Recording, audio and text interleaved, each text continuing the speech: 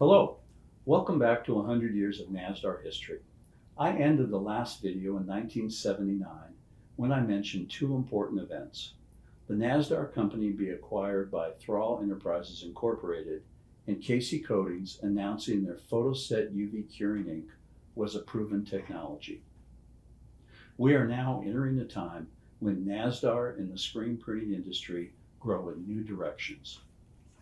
In 1980, right after the start of the decade, a Nazdar press release announces that Jeff Thrall is named Nazdar VP Administration and Corporate Development, and Don Finwall Director of Sales and Marketing.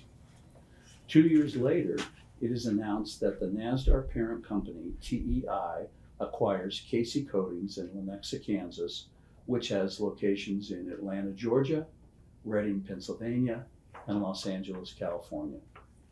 That same year, Nazdar President John Pottage is appointed chairman of the board, and Jeff Thrall is named president and chief operating officer at Nazdar.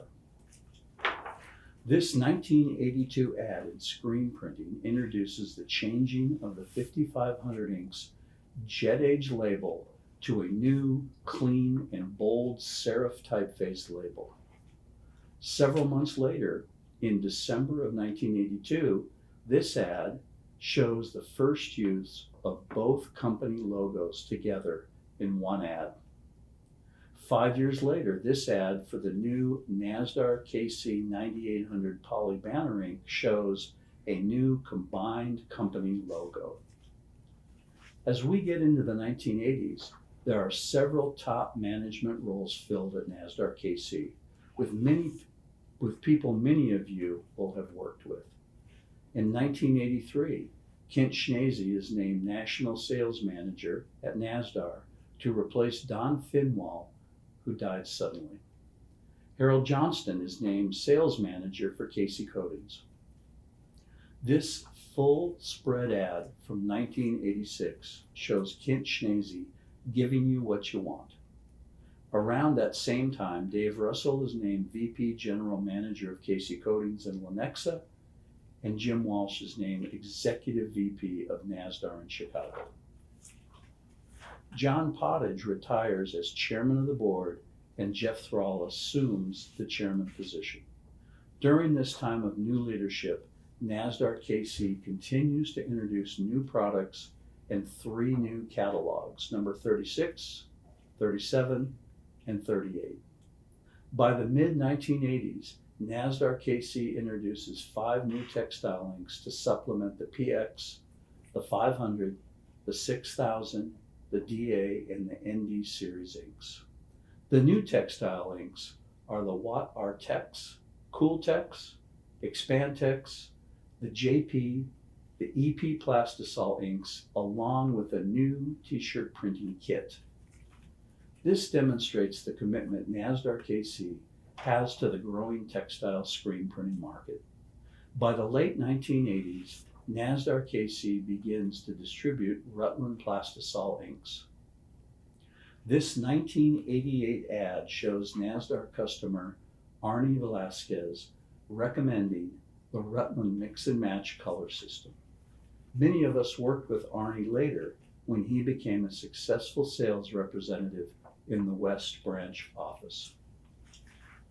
For the graphic screen printer, UV curable inks are the biggest development in the 1980s, and Nazdar KC is the leader. During the 1980s, Nazdar KC introduces NazGlass for glass, NazFlex UV vinyl ink for truck decals, and the PS 3100 Photoset poly inks for containers. These inks supplemented the UV inks Casey Coatings had been making, which were the PSP, the PSST, the PSI, the PSVL, and the PSGL series inks, as shown in this 1985 ad. Solvent-based inks were still being developed and were the primary inks for most graphic screen printers. Nazdar introduced the EcoPrint, Acroset, ColorView 8800, the 8100 series inks, a flat vinyl low odor ink, the 9800 series for poly banners, and even a scratch-off ink. This ad from 1986 gives you a visual of how different each of these product labels were. This was a time when each label was pre-printed with all the color and product codes being imprinted. All these special inks led to an eventual change in market demand for one ink, a multi-purpose ink that could be used on almost all substrates. This 1988 ad sums it all up with the introduction of a 3700 and all-purpose UV ink to complement the 9700 all-purpose solvent-based ink for most substrates. Some of you may remember this innovative color card from Nazdar KC that had formulas to mix the 72 most common Pantone colors with 5 different inks. Beyond products, Nazdar KC continued to grow the industry's best distribution network. In 1983, Nazdar Canada expands and acquires Western Screen and Sign Supplies, and later changes their name to ND Graphic Products. Control Process of Chicago and Midwest Sign and Screen Supply were added as distributors in 1982. The following year, Washington Color and Chemical becomes a distributor in Seattle and Portland, and McLogan Supply a distributor in Anaheim, Los Angeles, and San Diego.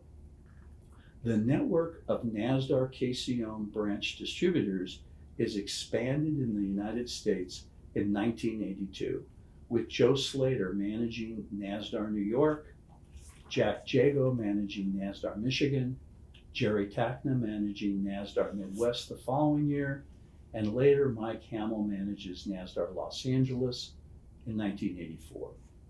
This is the foundation for what becomes Nazdar Source One 20 years later.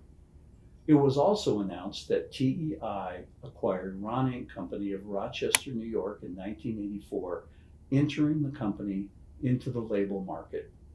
There was even a press release in 1988 announcing that Nazdar had added fax capability to the Chicago and Lenexa offices.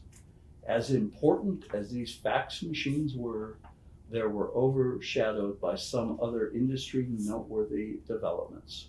The Yolano Company introduced capillary films, and the Murakami Company introduced pure photopolymer emulsions.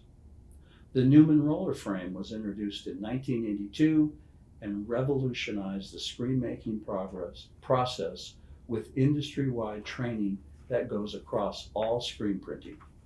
Applications culminating with this ad promoting 100 Newton screen tension. The Advanced Group introduced the Horizon multicolor UV print dry system, one of the first multicolor screen printing machines.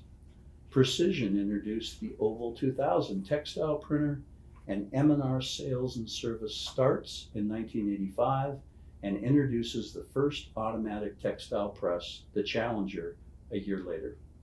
All this new technology requires education, and once again, Nazdar KC is the leader.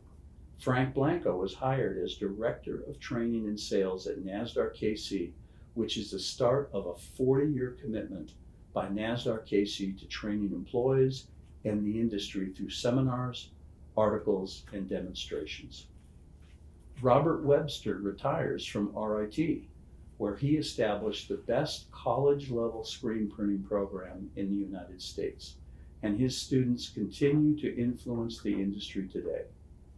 Finally, there were 2 highly influential books printed for screen printers during these years that almost every shop used: Control Without Confusion by Joe Clark in 1985, and The Technical Fundamentals of Screen Printing in 1989 by Andre Peskins.